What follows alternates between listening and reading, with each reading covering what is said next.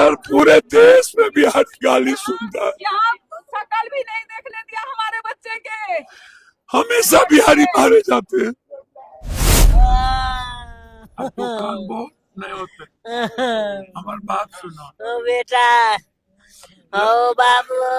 बिहारी कहना क्या बोला मेरा भाई राहुल ने, क्या बोला मेरी माँ, बिहारी गाली बन गया। सिर्फ इतना बोला बिहार का सीने में गोली मार। 3 महीना अरेस्ट भी हो गया जेसीबी के साथ, ठीक है, सारी एविडेंस अरेस्ट हो गया है सर, सारी अरेस्ट चीजें हो कल गया मिलेंगे, है। शाम को मिलेंगे। कल के जमाना पर वो छूट जाएगा। इस समाज के मुख्यमंत्री बने हैं वहाँ कुशवाहा समाज के, और ये भी कुशवाहा समाज। क्या आपने अभी तक रेखा गुप्ता या होम मिनिस्टर से बात किया? चुनाव में जाकर के बिहारी और यूपी का वोट लेने की बाप बाप करता है। यही इसकी कैरेक्टर है, यही दो दोगलई कैरेक्टर है इन लोगों का। 3 महीने के अंदर उसको फांसी होनी चाहिए, और इस परिवार को कम से कम 1 नौकरी और 20 लाख रुपया। अरविंद केजरीवाल जी, हाथ जोड़ता हूं, लड़ लो। और कांग्रेस को मैं कहता हूं, देवेंद्र जी, ये भी हमारे ही परिवार के लोग। क्या सच में ये सरकार अपराधी को बढ़ावा दे रही है? क्या भारत में रक्षक ही अपराधी बन रहे हैं? क्यों ना, जब देश के गृहमंत्री ही तड़ी पार रह चुका हो, बीजेपी सरकार सिर्फ हिंदू मुस्लिम जैसे राजनीति में लगे हो, तो यही होगा भारत की राजधानी जो केंद्र के अंदर है, और वहां पुलिस वाले बेगुनाह युवक को गोली मार देता है सिर्फ इसलिए कि वह एक बिहारी है। इस पे दिल्ली की मुख्यमंत्री का अभी तक एक जवाब नहीं आया। आइए जाने पूरा मामला हमारे विशेष मीडिया बंधु से। दिल्ली में एक युवक से पुलिस ने पूछा कहां के रहने वाले हो। युवक बोला बिहारी हूं। इतना सुनते ही दिल्ली पुलिस ने गोली मार दी। जिस महिला को पप्पू यादव पानी पिला रहे हैं, उनके बेटे को दिल्ली पुलिस ने गोली सिर्फ इसलिए मार दी क्योंकि वो एक बिहारी था। घटना के बाद पप्पू यादव घर पर पहुंचे। उधर सोशल मीडिया पर तेजस्वी यादव ने भी इंसाफ की मांग की है, लेकिन एनडीए के नेता सभी चुप्पी साधे हुए हैं। चलिए पूरा मामला आपको विस्तार से बताते हैं। उससे पहले इस वीडियो को शेयर कर दीजिएगा, ताकि जितने भी बिहारी बाहर में रह रहे हैं वो सभी सावधान हो जाए, क्योंकि ऐसी घटना उनके साथ कभी भी हो सकती है। बिहार में एनडीए की सरकार है, दिल्ली में एनडीए की सरकार है, फिर भी पुलिस वाले की हिम्मत तो देखिए कि कैसे एक बिहारी पर खुलेआम गोली चलाकर उसकी हत्या कर दी। दिल्ली में बिहार के खगड़िया के रहने वाले पांडव कुमार उम्र 23 की गोली मारकर हत्या कर दी गई। पांडव के दोस्त ने बताया, दिल्ली पुलिस के स्पेशल सेल में तैनात हवलदार ने नशे में पांडव और उसके साथी कृष्ण को गोली मार दी। इलाज के दौरान पांडव की मौत हो गई है।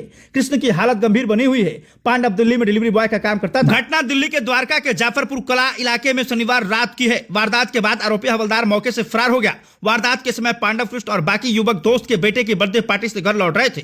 इसी बीच हवलदार आधी रात को भीड़ लगाने का कारण पूछा। आरोप है कि शराब के नशे में धुत हवलदार नीरज सभी दोस्तों के साथ गाली गलौज करने लगा। जैसे ही पीड़ित पांडव कुमार ने बताया कि वह बिहार का है, इस पर वह और आग बबूला हो गया। उसने पिस्टल निकालकर पांडव के सीने से सटाकर गोली चला दी। गोली आर पार होकर इसके साथ बाइक पर पीछे कृष्ण के पेट में जा लगी। पांडव कुमार बिहार के खगड़िया जिला का रहने वाला है। पांडव के दोस्त ने पुलिस को बताया, कई दोस्त रुपेश के जन्मदिन की पार्टी में मौजूद थे। देर रात पार्टी खत्म होने के बाद करीब 20 लोग गली से निकलकर मेन रास्ता रोड पर आ गए। इनमें कई महिलाएं और युवक मौजूद थे। कैब बुक करने के बाद कई लोग चले भी गए। सड़क पर एक बाइक पर पांडव, कृष्ण और दीपक, स्कूटी पर छोटू, किशन और कृष्ण मौजूद थे।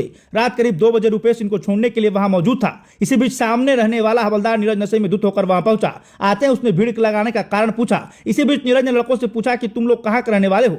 जैसे ही पांडव ने बताया कि वो बिहार का रहने वाला है, उसने गाली गलौज शुरू कर दी। इसी बीच कांस्टेबल ने पिस्टल निकालकर पहले पांडव के सिर पर रखी और बाद में सीने से सटाकर उस पर गोली चला दी। गोली पांडव के सीने को चीरती हुई ठीक उसके पीछे बैठे कृष्ण के पेट में जा लगी। बाद में आरोपी सभी लड़के को धमकाता हुआ वहां से फरार हो गया। अस्पताल में पांडव को मृत घोषित कर दिया गया। कृष्णा का इलाज लगातार जारी है। रुपेश के बेटे का शनिवार को जन्मदिन था। पूरी वारदात का वह चश्मदीद है। रुपेश ने बताया कि जैसे ही कांस्टेबल नीरज को बताया गया कि वो सभी बिहार के रहने वाले हैं, तो वो अचानक से आग बबूला हो गया। उसने कहा कि बिहारी लूटकर मकान बनाए जा रहे हैं और मेरे पास 2 फीट जगह भी नहीं। वहीं पांडव कुमार की मौत के बाद उसके पूरे परिजनों में गुस्सा है। परिजनों का कहना था कि बेहद सरल स्वभाव का पांडव कभी किसी से झगड़ा नहीं करता था। रुपेश के बुलाने पर वह अपने दोस्तों के साथ पार्टी में आया था। नशे में धुत आरोपी ने महज बिहारी होने पर उसकी गोली मारकर हत्या कर दी। अब पुलिस आरोपी के खिलाफ कोई कार्रवाई नहीं कर रही है। परिजनों ने जल्द से जल्द आरोपी की गिरफ्तार की मांग करते हुए उसको फांसी देने की मांग की है। गुस्साए परिजनों ने रविवार सुबह थाने के बाहर पहुंच गए और वहां जाकर घेराव किया। वहीं इस संदर्भ में तेजस्वी यादव ने सोशल मीडिया पर कटाक्ष किया है। तेजस्वी ने पूछा, क्या बिहारी होना देशद्रोह हो गया है? नेता प्रतिपक्ष तेजस्वी यादव ने कहा है कि भाजपा सरकार में बिहारी होना सबसे बड़ा अपराध और देशद्रोह हो गया है। दिल्ली में पांडव कुमार की सिर्फ इसलिए गोली मारकर हत्या कर दी गई क्योंकि वह बिहारी था। बिहारी होने के अपराध में ही उसका दोस्त कृष्ण जिंदगी और मौत के बीच जूझ रहा है। तेजस्वी ने आगे कहा कि देश की राजधानी दिल्ली में जिस जगह बिहारी समझ गोली मारी गई है, वहां निगम पार्षद बीजेपी का, विधायक बीजेपी का, सांसद बीजेपी का, सीएम बीजेपी का, बिहार सीएम बीजेपी का, आधा दर्जन निष्क्रिय बड़बोले केंद्रीय मंत्री बिहार के, उपराज्यपाल बीजेपी के, गृह मंत्री बीजेपी के, प्रधानमंत्री बीजेपी के। तेजस्वी ने आगे लिखा है कि असल में 21 सालों की नीतीश भाजपा की खराब नीतियों के कारण बिहार वासियों को मजबूरन दूसरे राज्यों में पलायन होना पड़ता है। दूसरे राज्यों की भाजपा सरकार और प्रशासन मेहनतकश बिहारियों का सम्मान नहीं करती है। हर बार बिहारी पर अत्याचार होता है, प्रवासी बिहारी प्रताड़ना के शिकार होते हैं। बाकी इस तस्वीर को लेकर आपकी क्या राय है, कमेंट बॉक्स जरूर बताइएगा। लेकिन इस तस्वीर ने हर किसी को झकझोर कर रख दिया है। स्वागत करता है। दिल्ली में सर पुलिस कर्मी के द्वारा एक बिहारी की गोली मारकर हत्या कर दी गई। ये जितना दुखद है उतना ही निंदनीय भी है।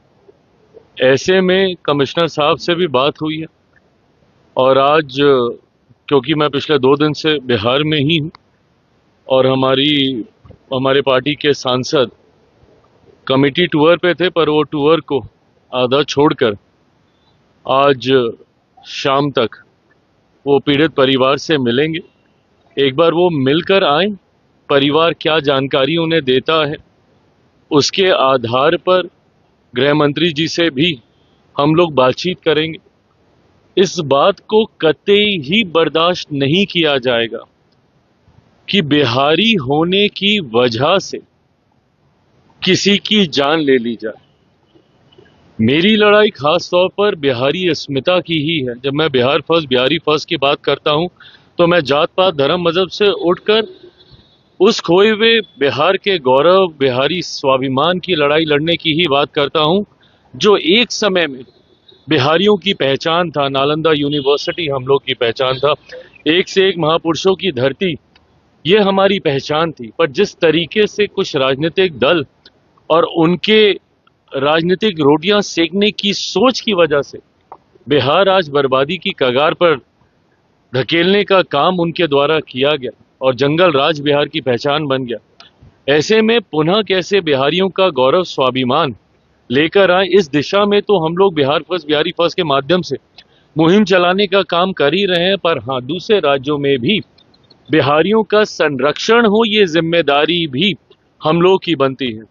मैंने तो बिहार फर्स्ट, बिहारी फर्स्ट में ये प्रावधान भी दिया है कि जितने प्रवासी बिहारी हैं उनके लिए भी एक अलग से मंत्रालय का गठन बिहार में होना चाहिए। ये डेटा हम लोग के पास होना चाहिए कि कौन सा बिहारी कौन से राज्य में है, कौन सा बिहारी कौन से देश में है, और वहां पे अगर उन्हें कोई कठिनाई आ रही है तो किस तरीके से बिहार सरकार उसमें उनकी मदद कर सकती है इस दिशा में। क्योंकि हकीकत है पलायन हुआ है, बड़ी संख्या में बिहारी दूसरे राज्यों में, दूसरे देशों में जाने के लिए मजबूर हुए हैं। पर दूसरे राज्यों में, दूसरे देशों में वो सुरक्षित रहें, ये जिम्मेदारी भी बिहार सरकार की हम लोग की होनी चाहिए। बिहार फर्स्ट, बिहारी फर्स्ट में मैंने इस प्रावधान को जोड़ा है। संभवतः सरकार आगे बढ़ेगी, हम लोग इसको मौजूदा सरकार से भी आग्रह करेंगे कि इस मंत्रालय का, इस व्यवस्था का गठन किया जाए। पर जिस तरीके से एक पुलिसकर्मी के द्वारा ये पूछते ही कि आप कौन से राज्य से हैं और ये कहना कि बिहारी हैं और सीधा उनको गोली मार दी जाती है, इसको कतई बर्दाश्त नहीं किया जाएगा। कार्रवाई हुई है, पर हाँ, पीड़ित परिवार को किस तरीके से न्याय मिले और एक प्रेसिडेंट सेट हो कि भविष्य में कभी कोई गलती से भी बिहारी पहचान को आधार बनाकर आपके साथ किसी तरीके का अत्याचार ना करे, इस बात को सुनिश्चित करने का काम हमारी सरकार, जिसमें दोनों सरकारों की भूमिका रहेगी, केंद्रीय गृह मंत्री जी से भी, क्योंकि ये दिल्ली में हुआ है, और बिहार सरकार के माध्यम से भी, दोनों सरकारें मिलकर इस बात को सुनिश्चित करेंगे। बिहार में मंत्रिमंडल कब गठन होगा सर? बिहार में नए मंत्रिमंडल का चयन कब होगा?